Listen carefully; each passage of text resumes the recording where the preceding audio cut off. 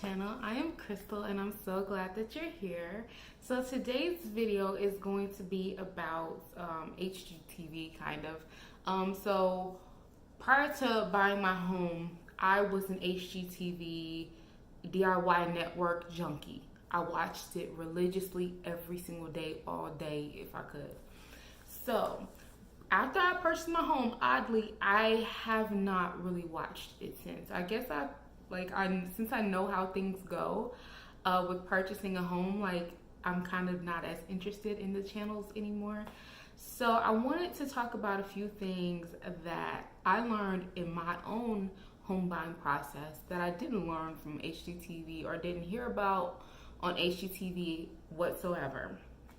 So there are just a few things. There may be more, but I'm just going to only talk about the few things that I can remember. And HGTV may be different now. They may have mentioned this, but in my years of watching, I never heard of these things. So the first thing that I never heard about on HGTV was earnest money. So I've talked about my experience as a first-time home buyer and earnest money and all of that. I'll probably link the video somewhere. It'll be at the end of this video, or I might link it down below. So basically, earnest money is when you put up $1,000 or $2,000. I'm not sure how high up the range can go, but it's generally like $1,000, and you kind of give that to. I gave it to my realtor, who handled it with the people who were doing the financial side of things, to show the sellers that you're serious about purchasing their home. I had never heard of that before. I only heard about it when I did research. So this is something that I would suggest. If you're purchasing a home or thinking about purchasing a home, do your research. There are so many great YouTubers who talk about their experience. There are so many realtors who are on YouTube who talk about the buying and selling experience. And I'll actually maybe link two of them down below. I believe one is Andrew Finney and Javier Vidania. So I learned so much from those guys, so much, and as well as my realtor. So learn as much as you can while you're in the process or before you're going through the process. So yes, earnest money. That's something that you really need to have in addition to saving for your down payment. Well, here's how it works though. That earnest money, is sort of like a deposit where you can then use it to go toward your down payment, or you can get the money back. So that's how it works. So it's not just you giving them $1,000 and you're never gonna see it again. Now in my case, I was almost hemmed up and almost lost my earnest money, but like I said, go over to that video and you'll find out why. But yes, earnest money is something that you may or may not have to do, but it's good to be aware of what it is and to know that you may have to produce that. Okay, then you have your appraisal fee. My bank took care of the appraisal as far as setting up the appraisal, but I had to pay for it. So that was an extra expense that I didn't even know that I was going to have to cover. So like I said, in addition to having your down payment and your earnest money, you want to have money set aside for an appraisal. If I can find out how much I paid for my appraisal, I will definitely let you guys know. And then that takes me into the inspection. An inspection is necessary. You never want to buy a home without doing an inspection. I don't care if it's a fixer-upper. You kind of, unless you're like a contractor and you know these things, okay, then I understand. But if you have never been in this situation before and it's not your job, you want to get an inspection done. Never waive that. And like I said, if I can find how much I paid for mine, then I'll insert that. But at the same time, what I paid for my home is probably not what you're going to pay for yours, as well as the appraisal and all of that. It may depend on, sorry if you can hear my AC kicking on. It may depend on the size of your home. Probably will depend on the size of your home. I have a 500 something square foot home. That appraisal didn't cost much.